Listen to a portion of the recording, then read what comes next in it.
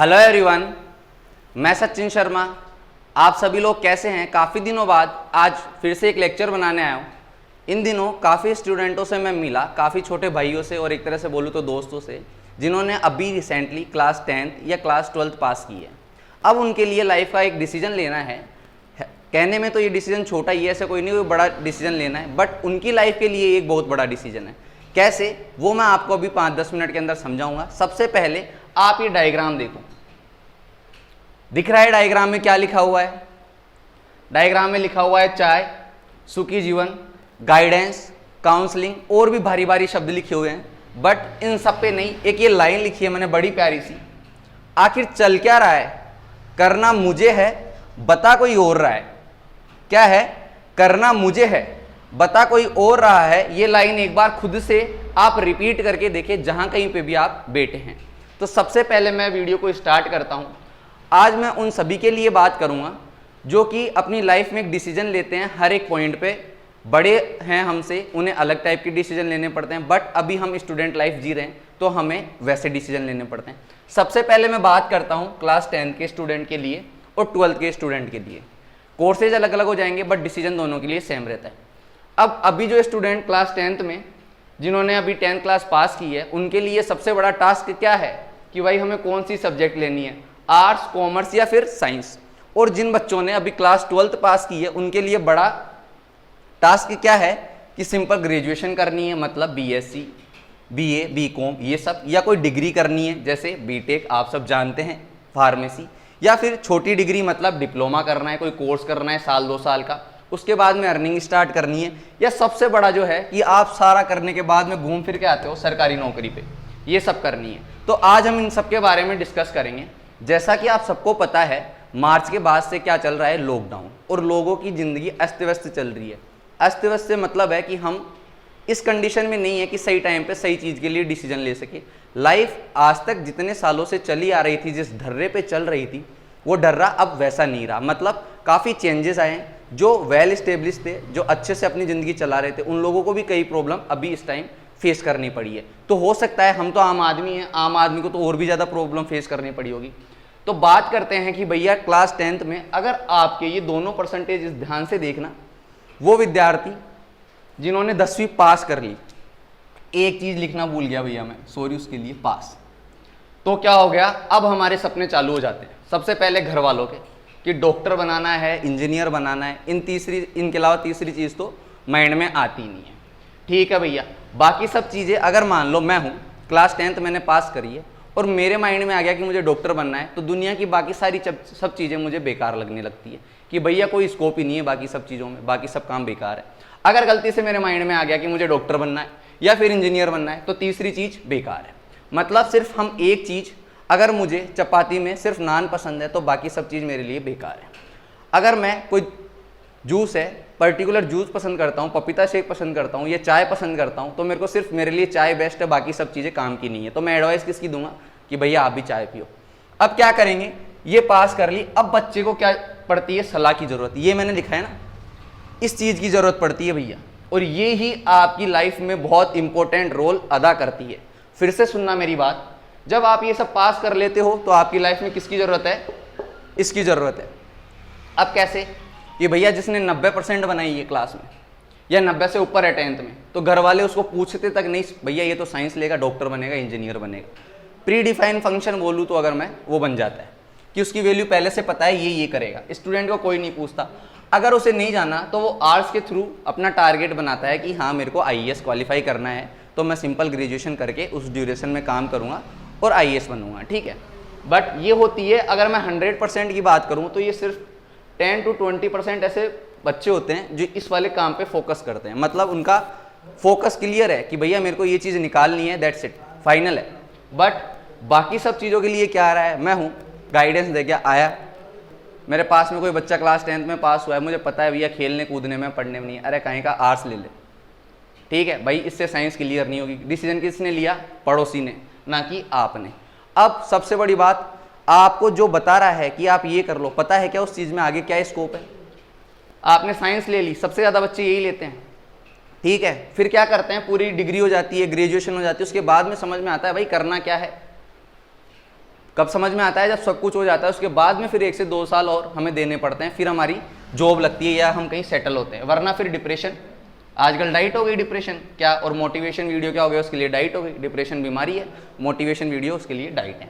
तो भैया साइंस ले लिया, अब इसमें भी आता है मैथ ले या बायो ले। सबसे बड़ी बात, आपको इस टाइम पे ज़रूरत है प्रॉपर गाइडेंस की। मतलब कोई ऐसा इंसान, दुनिया में जितनी भी चीज़ें बनी हैं, ऐसा कई और कोई भी ऐसी चीज़ नहीं है यहाँ पे संसार में कि जिसका सिर्फ प्रॉफिट हो। मतलब कि भैया 1% इस चीज़ का लॉस नहीं है, ऐसी दुनिया में कोई चीज़ नहीं बनी। अगर साइंस में स्कोप है तो ऐसा होगा कि इसके किसी फील्ड में, कोई पर्टिकुलर केस में हो सकता है वहाँ कोई स्कोप नहीं हो। किसने कह दिया कि आर्ट्स में कोई स्कोप नहीं है? आपको क्या पता। बस मैं हूँ, एक बात बताता हूँ बहुत कॉमन सी, आपको चाय के पास लेके चलता हूँ भैया। चाय की दुकान पे हर स्टूडेंट जाता है, अभी नहीं तो जैसे ही वो कोचिंग वगैरह करता है या बाहर स्टडी के लिए जाता है, तो उसका डेली का सुबह शाम का काम है चाय की दुकान पे। अब एक साइकोलॉजी बताता हूँ, अगर आप इसको खुद से रिलेट कर पा रहे हो दोस्तों, अगर आप इस चीज़ को खुद से रिलेट कर पा रहे हो या आपने कभी इसको महसूस की, तो वीडियो को शेयर करना मत भूलना। कैसे? ये है स्टूडेंट, चाय पीने गया, ये पढ़ रहा है, इसके मार्क्स नहीं आ रहे, टेस्ट में कम मार्क्स आ रहे हैं, तो ये क्या सोचता है अपने दोस्तों के साथ, यार ये चाय वाला बढ़िया है, ठीक है, इसके बढ़िया कमाई हो रही है, कोई दिक्कत नहीं, आता है चाय बनाता है, चला जाता है, खुद का मालिक खुद है, ना बॉस की डांट सुननी पड़ती है। ये चीज़ आ रही है माइंड में। और ये चाय वाला इनवर्स क्या सोच रहा है कि यार स्टूडेंट कितना अच्छा है, पढ़ने का मौका मिल रहा है, 1-1.5 साल मेहनत करेगा और सेट हो जाएगा। बात को समझने की कोशिश कर रहा है। ये क्या सोच रहा है कि ये कौन है, सुखी, और ये क्या सोच रहा है, ये कौन है, सुखी। आगे बात समझ में। अब ये तो हो गई स्टूडेंट की बात। अब करते हैं सूट वूट वालों की बात। मतलब जो व्यक्ति नौकरी करता है, मतलब जो डेली अर्निंग के लिए जाते हैं, भैया वो भी चाय वगैरह पीते हैं। बैठ गए दुकान पे, ये सूट वूट पहन रखा है, अच्छे से रेडी होके गया, चाय वाला देखेगा यार क्या सूट वूट पहन के आया, बढ़िया लाइफ चल रही है, मतलब आराम से फिक्स सैलरी है, आराम से 8 घंटे काम करो, बढ़िया सैलरी मिल जाती है, कोई दिक्कत वाली बात नहीं है, ठीक है, फिक्स काम है। हमारी तरह ये नहीं है कि आज इतनी सेलिंग हुई, इतनी नहीं हुई, ये दिक्कत। उल्टा सूट वूट वाला क्या सोच रहा है, यार कितना बढ़िया है ना तो बॉस की मार है, ना ही कोई डांट फटकार है, आराम से आओ, चाय बनाओ, लोगों से बातें करो और चले जाओ। इसको इसकी टेंशन नहीं दिख रही, इसको इसकी टेंशन नहीं दिख रही। ये सब चीज़ें आपको समझ में आ रही है? मैं कहना क्या चाह रहा हूँ, ये स्टूडेंट है, इसको चाय वाले का प्रॉफिट दिख रहा है, चाय वाले को स्टूडेंट का प्रॉफिट दिख रहा है। खुद की परेशानी परेशानी है, दूसरों की सुख है, ठीक है। अब बात करते हैं, ये मैं हूँ, अगर 2 चाय की दुकान है या मान लो कोई भी 2 बिजनेस है, उनमें एक के प्रॉफिट हो रहा है, एक के लॉस हो रहा है। मान लो एक समोसे वाला है, उसके आराम से बढ़िया पर डे की सेल हो रही है 10 से 20 हज़ार रुपये, ठीक है, और एक दूसरा समोसे वाला है जिसके सेल एवरेज हो रही है। तो भैया जो जिसके सेल 10 से 20 हज़ार रुपये की पर डे हो रही है, वो क्या बोलेगा कि भाई बहुत अच्छा बिजनेस है, बढ़िया काम चल रहा है, कोई दिक्कत वाली बात नहीं। उसके लिए समोसे का बिजनेस क्या है, बेस्ट। इस संसार में उसके लिए समोसे का बिजनेस क्या है, बेस्ट। और जिसके लिए नहीं चल रही हो, क्या बोलेगा, भैया मत करना यार, कोई स्कोप नहीं है, हर दिन टेंशन रहती है कि आज 2 बिकेंगे, 10 बिकेंगे, 100 बिकेंगे। ये हो गई बात। अब इसको जोड़ते हैं इस चीज़ से, साइंस या इन तीनों में से कोई भी जिसने ले रखी है, अगर गलती से वो सक्सेस हो गया, क्या कह रहा हूँ, गलती से अगर वो सक्सेस हो गया तो उसके लिए वो चीज़ बेस्ट हो जाती है। आप कोई सामान लेके आए और आपके घर में वो अच्छे से चल गया, ठीक है, उसकी गारंटी थी 1 साल की और वो चल गया 1.5 साल, भैया आपके लिए वो दुकान वाला क्या हो गया, ईमानदार, उसका माल कैसा हो गया, बहुत बेस्ट है। आप अगली बार जाओगे और उस दुकान पे तब तक जाते जाओगे जब तक वहाँ से आपको फॉल्ट नहीं मिल जाता। यही चीज़ लाइफ में अप्लाई होती है मेरे भैया। कैसे?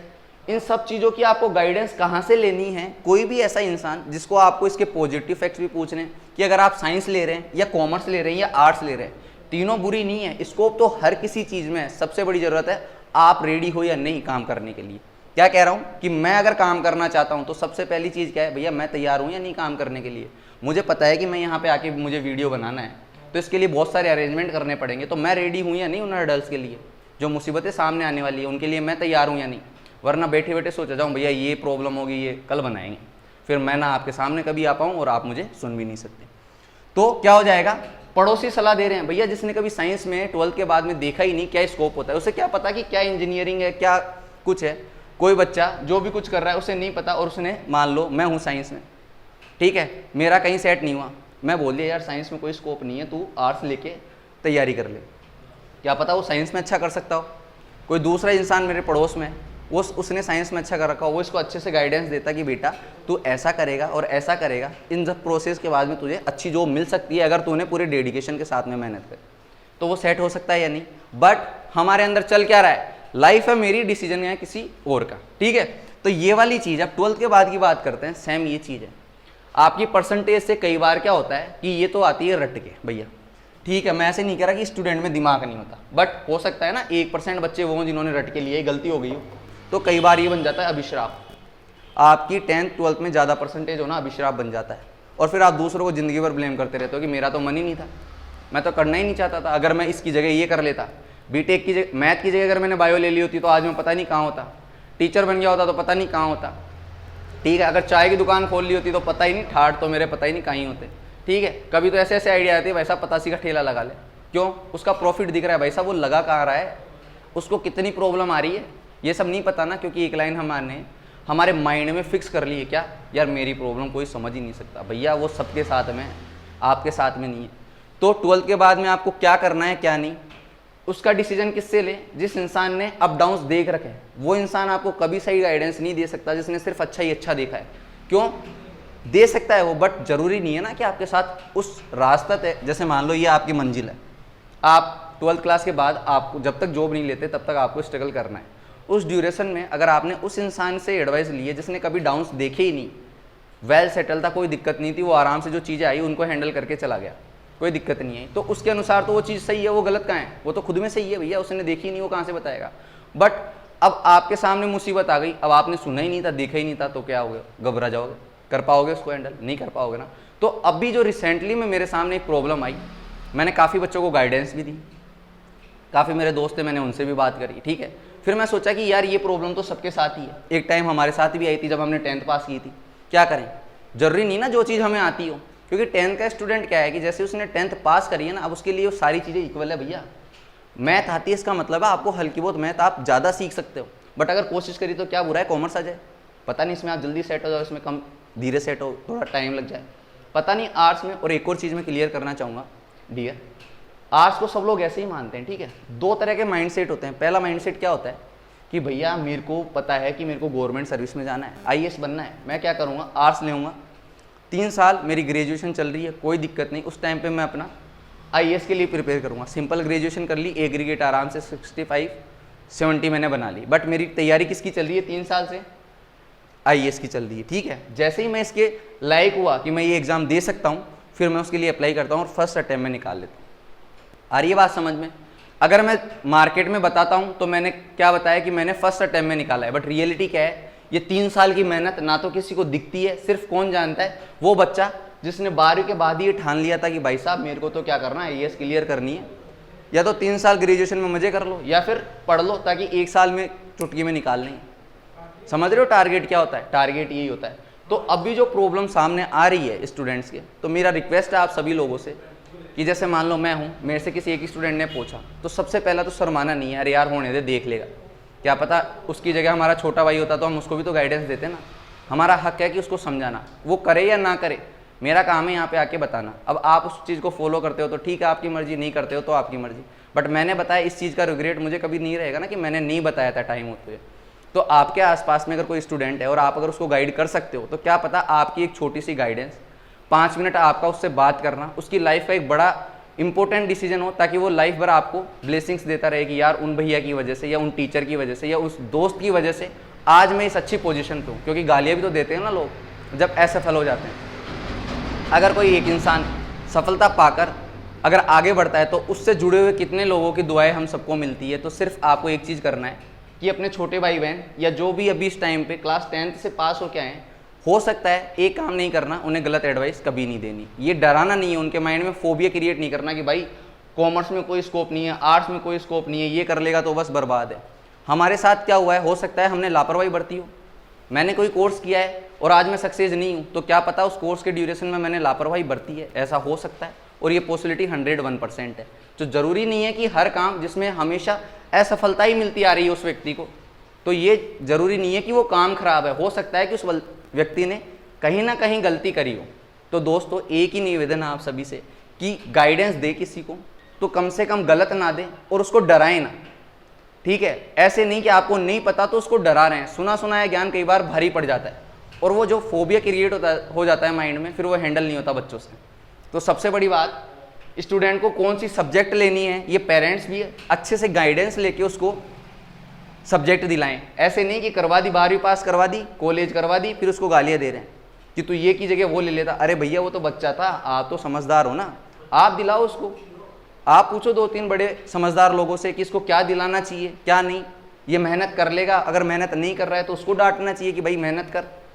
हमारे उल्टा है, 2 साल 11वीं-12वीं में निकल गए, 3 साल ग्रेजुएशन में निकल गए, 4 साल निकल गए, उसके बाद में स्टार्ट होती है डांट फटकार। तो तब थोड़ी ना काम करेगी वो, तब तक तो वही कहते हैं ना, घड़ा बनते टाइम पे मिट्टी को जो शेप दे दी जाए घड़ा वैसा ही बनता है। तो दोस्तों अभी आपको टाइम है संभलने का और समझने का।